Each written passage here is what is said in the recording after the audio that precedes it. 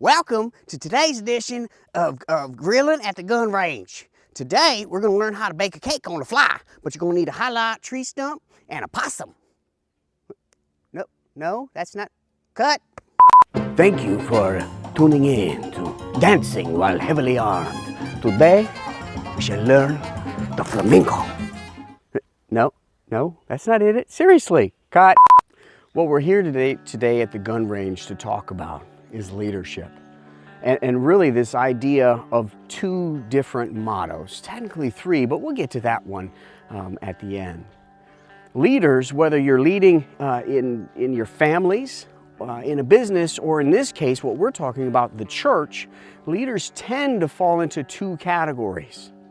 And these two categories are if you've been in leadership 2 months or 20 years, they tend to be these two categories. And the first category is this idea of a leader who puts together these facts or looks at a situation, but instead of reviewing everything, decides to give the announcements without having all the details. And what that would look like is this: ready, fire, aim.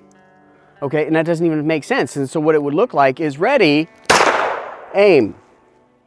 Well, I can't hit my target because I didn't aim before I fired. In other words, I didn't take time to put together those details. But then the other school of thought are so many of the leaders, this is probably more often than the first group, and that is the idea of ready, aim, aiming from a different angle. We need to form a committee.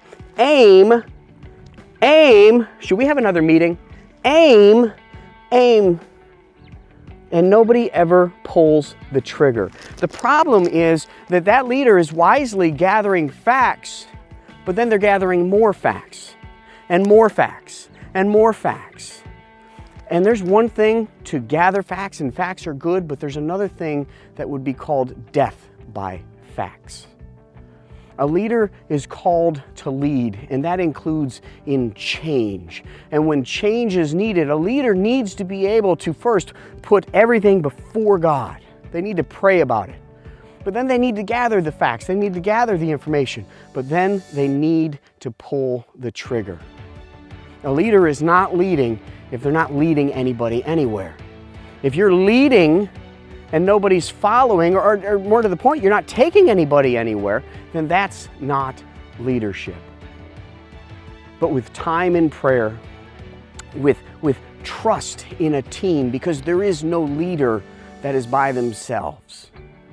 If you've invested in your team and you trust your team, then all things are possible through God. And with that type of leadership, and that's where I think we all need to strive, what that looks like is I'm going to switch this out. And this is the normal decision making for maybe a corporation.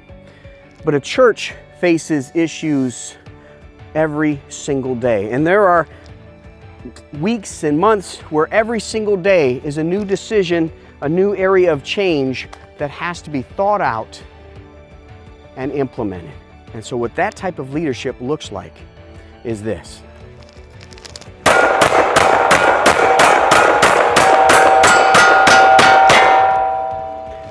And no good leader, hear me church, no leader worth their salt